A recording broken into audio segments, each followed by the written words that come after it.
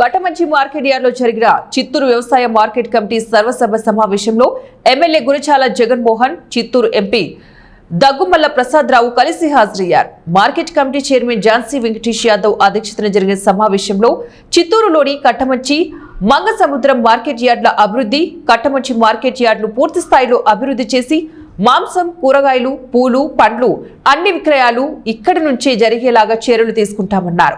Market యార్డ్లను పూర్తి స్థాయిలో అభివృద్ధి చేసి రైతులకు, సంస్థకు లాభదాయకరంగా మార్చాలన్నదే తమ ఉద్దేశమన్నారు. కార్యక్రమంలో market committee vice chairman Anuradha, డైరెక్టర్లు mayor S Amuda, Chuda chairperson Katari Hemalatha తదితరులు పాల్గొన్నారు. ప్రజలకు సౌకర్యం కల్పించాలి, అన్ని ఒక చోట కొనుక్కోవడానికి ట్రేడర్స్ కూడా ఒక నీడ షాప్ అంటే కల్పించాలి. తర్వాత గవర్నమెంట్ దానికి కొద్దిగా నామినల్ ఫీజు వసూలు చేయాలనే ఒక ఐడియా. దాని ప్రకారం మార్కెట్ కమిటీ సిస్టమ్స్ తయారైంది. మరి ఇప్పుడు ఇక్కడ చూస్తుంటే కొంతమంది బయట వెళ్ళిపోతున్నాయి.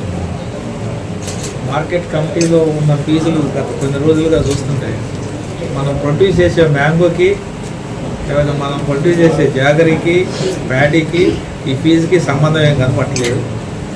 అవన్నీ కూడా ఈ కమిటీ కృషి చేసి మార్కెట్ కమిటీ ద్వారా అయితే వాళ్ళకి సేఫ్టీ, మీరు పట్టీలు ఇవ్వడం కానీ మోసం జరగకుండా ఉంటుందని మీరు కన్విన్స్ చేయాలి వ్యాపారస్తుల్ని, రైతుల్ని.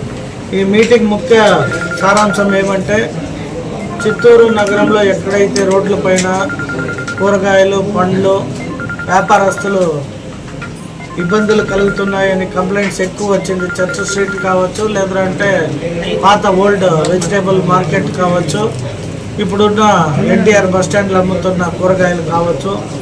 అప్పుడు కరోనా సమయంలో తాత్కాలికంగా వారికి అక్కడ అవకాశం కల్పించడం జరిగింది.